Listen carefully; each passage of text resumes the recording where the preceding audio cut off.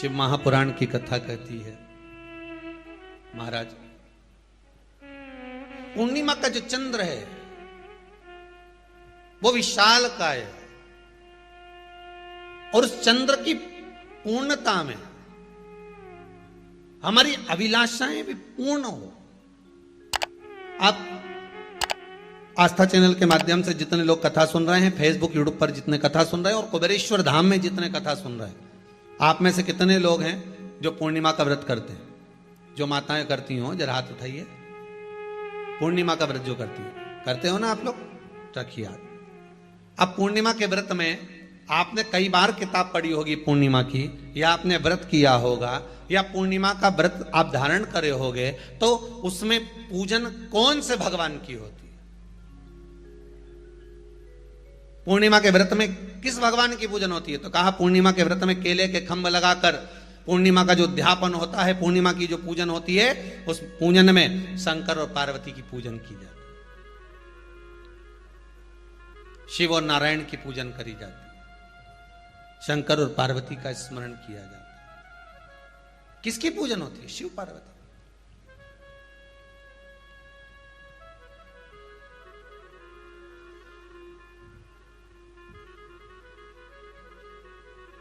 क्यों शंकर और पार्वती का पूजन क्यों करा जाता है पूर्णिमा के व्रत में? क्योंकि शिव और माता पार्वती ही केवल एक ऐसे हैं जिन्होंने अपूर्ण लक्ष्मी को भी पूर्ण बना दिया था। किसको पूर्ण बनाया है? लक्ष्मी। पूर्णिमा के दिन अगर आप शंकर भगवान को एक लोटा पानी अगर शिव को समर्पित कर रहे हो, श्वेत पुष्प को रखकर शंकर जी के ऊपर सफेद फूल को चढ़ाकर अगर एक लोटा जल भी, एक पात्र जल भी शंकर को समर्पित कर रहे हो, तो ये लक्ष्मी के लिए ही तो कर रहे हो। और कौन सी लक्ष्मी? पूर्ण लक्ष्मी। पूर्ण लक्ष्मी। आपको पहले भी कथा में कहा, एक बार भगवान विष्णु के सामने लक्ष्मी मैया ने बहुत तेज स्वर में कह दिया था, नारायण, दुनिया के लोग आपका नाम जपते हैं, दुनिया के लोग नारायण नारायण कहते हैं, दुनिया के लोग आपका भजन करते हैं, पर सत्य मायने में कहूं ना तो मेरे बिना दुनिया के लोगों की नहीं चल सकती। मेरे बिना दुनिया नहीं चल सकती, संसार मेरे बिना नहीं चल सकता। भगवान विष्णु ने कहा, ये तो गलत है लक्ष्मी आपका कहना। एक दिन लक्ष्मी को अहंकार आ गया।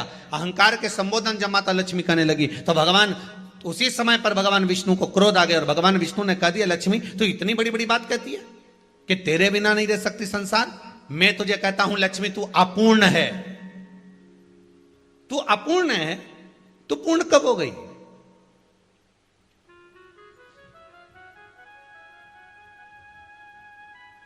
तेरी पूर्णता कहां हो गई? लक्ष्मी की आंख से आंसू बहने लगे। आज आपने मुझे अपूर्ण कहा है। आपको मालूम है आप मुझे अपूर्ण कह रहे हो? आपको यह ज्ञात हो रहा है आप मुझे अपूर्ण कह रहे हो?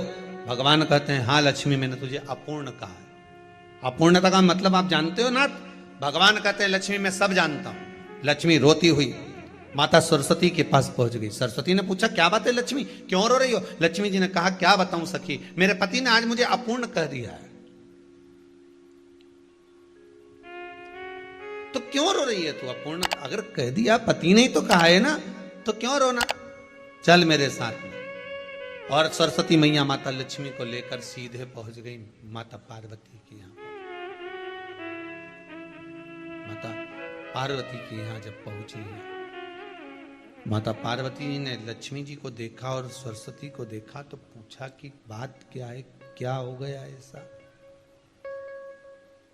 क्या हुआ, क्या है ऐसा जो तुम दोनों आज मेरे पास में आई? क्या हुआ? पार्वती जी कुछ बोलती, शिव जी का ध्यान माता सरस्वती की ओर और लक्ष्मी की ओर गया और भगवान शंकर जान गए कि आज भगवान नारायण ने लक्ष्मी जी को अपूर्ण कहा है। अब देखें माता पार्वती क्या कर सकती है, इसको पूर्ण बनाने के लिए करेगी क्या? क्या हुआ? माता सरस्वती जी बोली, लक्ष्मी को अपूर्ण कह दिया। अपूर्ण कह दिया? हाँ, तो क्या सोचना उसके लिए? इसको मैं अभी पूर्ण बना देती हूं। माता जगत जननी पार्वती ने गोदी में विराजमान गणेश जी को उठाया और उठाकर लक्ष्मी जी की गोद में दे दिया। ले लक्ष्मी, आज से तू पूर्ण हो गई।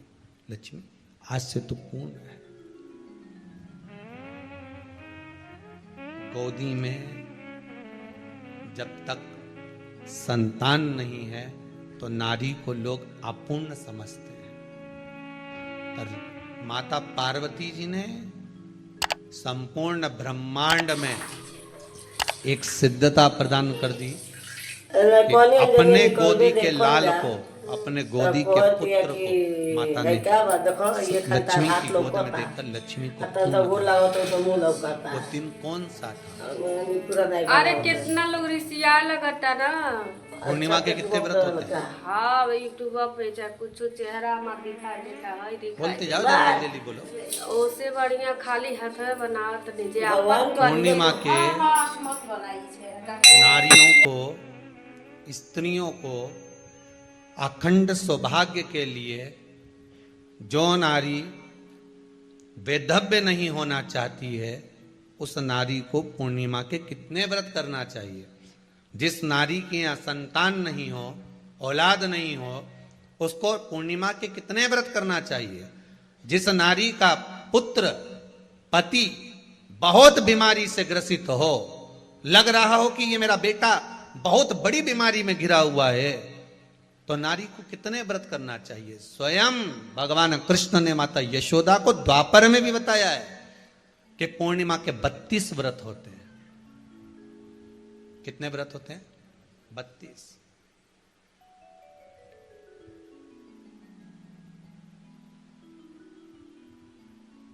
स्वयं भगवान कृष्ण यशोदा रानी को, माता यशोदा जी को भी बता रहे हैं 32 व्रत।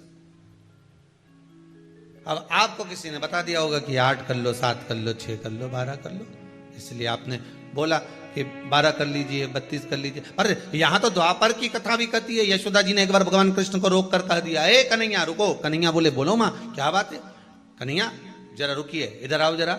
भगवान कृष्ण आए। हाँ मां बोलिए। किस जगह का प्रसंग है ये? जिस समय पर राधा रानी कुरुक्षेत्र में नंद बाबा और यशोदा जी को लेकर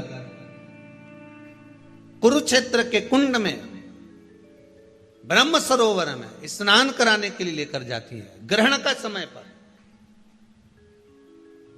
और जब भगवान कृष्ण उस कुरुक्षेत्र के उस सरोवर में स्नान करने आते हैं, तब यशोदा जी ने अपने लाला से प्रश्न किया है, पूछा है,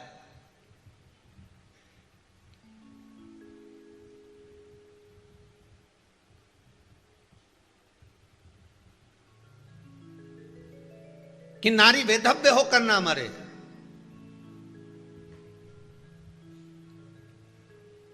उसका पति कोई रोग से ग्रसित ना हो, उसका पुत्र किसी रोग में ना पड़े। अरे भाई कितना सुंदर संवाद लिखा है। अगर किसी माता का पुत्र मान लो किसी नशे में डूबा हुआ है, कोई नशा कर रहा है और गलत नशा है, आपको लग रहा है कि ये नशे में डूबा हुआ है, आपको लग रहा है कि ये गलत जगह पर डूब गया है, आपको लग रहा है कि मदिरापान में, मांसाहार में या अधिक गांजा आदि का जो भी नशे होते हैं, जितने भी नशे, उसमें डूब चुका है। और माँ उसको समझा रही है, तू नशे में मत डूब, तू इस काम को मत कर, तू ये गलत कर्म मत कर। माँ उसको समझा कर हार गई। तो मेरा माताओं से निवेदन है, आप उसको समझाना बंद कर दो, एक काम करना प्रारंभ कर दीजिए। हमें जो शिव महापुराण के माध्यम से शास्त्र कह रहा है कि आप 32 पूर्णिमा के व्रत प्रारंभ कर दो। उसमें करना क्या है आपको? केवल जिस दिन व्रत रहे, रात्रि के समय पर कोई भी मीठा, कुछ भी सामग्री आप चंद्र की रोशनी में, चंद्र को अर्घ देने के बाद, पूजन करने के बाद उसको रखो, और वही सामग्री जो नशा कर रहा है उसको पूर्णिमा के दूसरे दिन उसको खिलाओ। आप धीरे धीरे खिलाना चालू करेंगे, जिस नशे में वो डूबा हुआ उस नशे से वो छूटना प्रारंभ हो जाएगा। 2 पूर्णिमा व्रत करके तो देखो, तीसरे में तुम्हें जरूरत ही नहीं पड़ेगी। धीरे धीरे आप रुक, वो छूटना प्रारंभ हो जाएगा।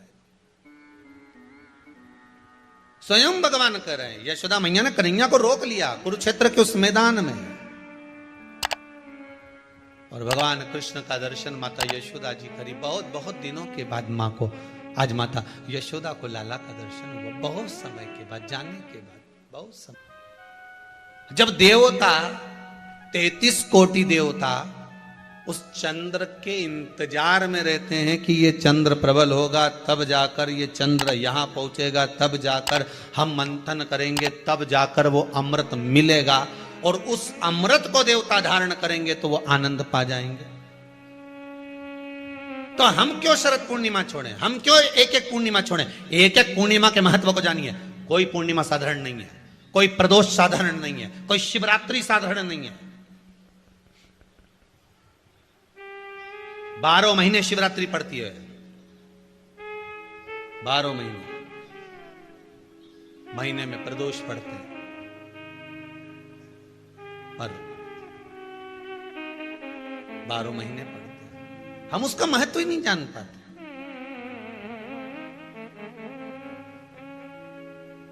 कौन से प्रदोष पर क्या करना है, कौन सी पूर्णिमा को क्या धारण करना है, कौन सी शिवरात्रि पर।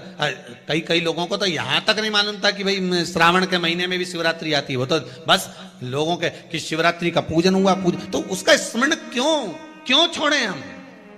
अगर ये वेद और शास्त्र ब्राह्मणों को दिए गए हैं, ये वेद और शास्त्र विद्वज्जन को दिए गए हैं, तो इसका स्मरण होना चाहिए कि हम निकालकर जनमानस तक ये चीज पहुंचाएं कि हमें इस दिन ये पूजन करना है, उसका स्मरण होना चाहिए।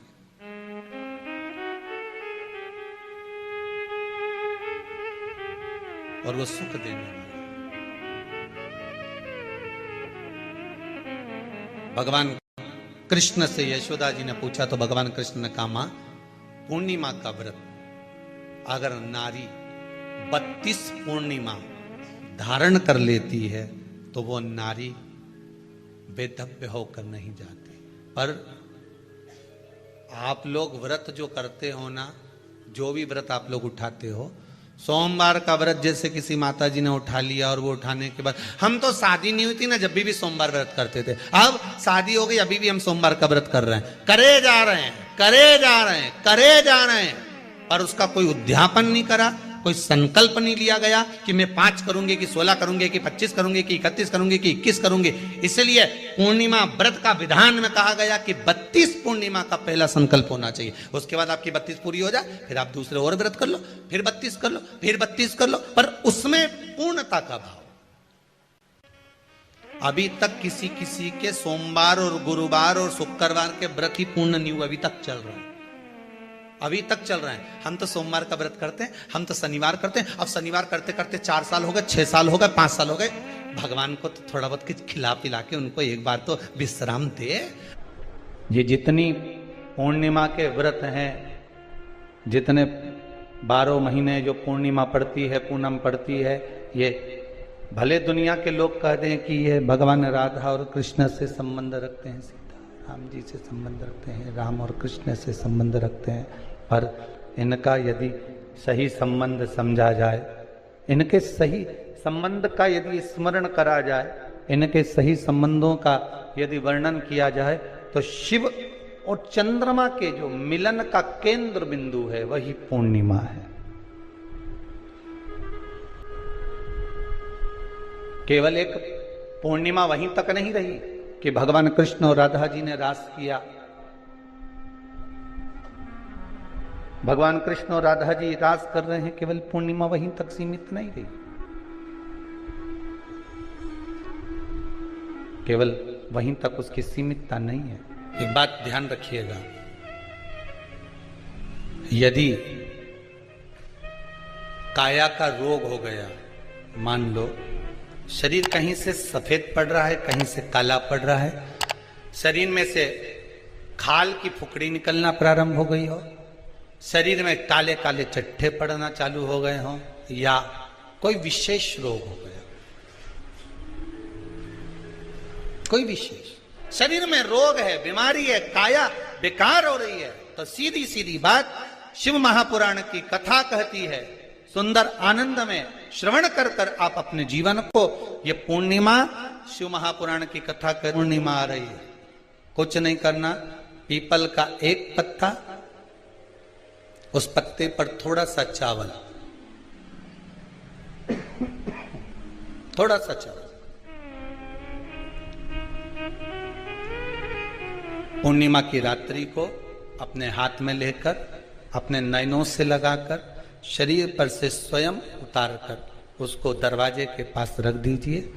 पूर्णिमा की रात्रि को पूर्ण होने पर उस चावल को दूसरे दिन सूंघ कर बहते हुए पानी में डाल दीजिए।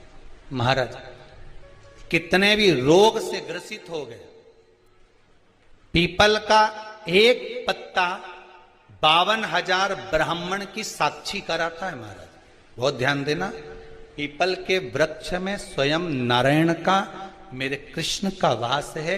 स्वयं भगवान गीता के अंतर्गत कहते हैं कि मैं पीपल का वृक्ष हूं, नारायण उसी में। 52,000 ब्राह्मणों का वासा एक पीपल के पत्ते में होता है। और आपको पहले भी कथा में कहा, गाय, ब्राह्मण, बहन, बेटी, ये सब काल का हरण करने वाले हो, काल को हरने वाले हो। रोग को मिटाइए, शिव का स्मरण करो। पूर्णिमा के दिन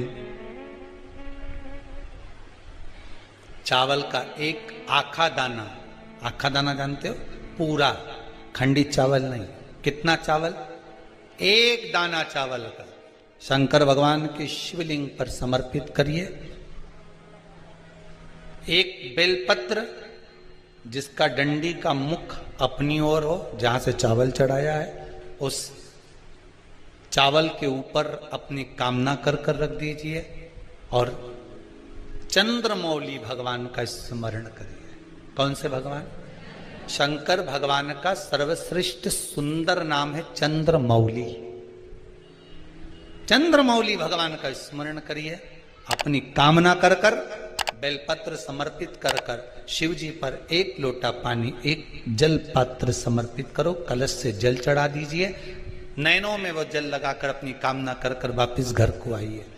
अगली पूर्णिमा आएगी, जो कामना करी है मेरा चंद्रमौली भोलेनाथ उसे पूर्ण कर ही देगा। शिव उपासना के लिए जितनी 12 महीने में पूर्णिमा पड़ती है, एक एक पूर्णिमा का व्याख्यान वर्णन करेंगे। आज तो कथा का महत्तम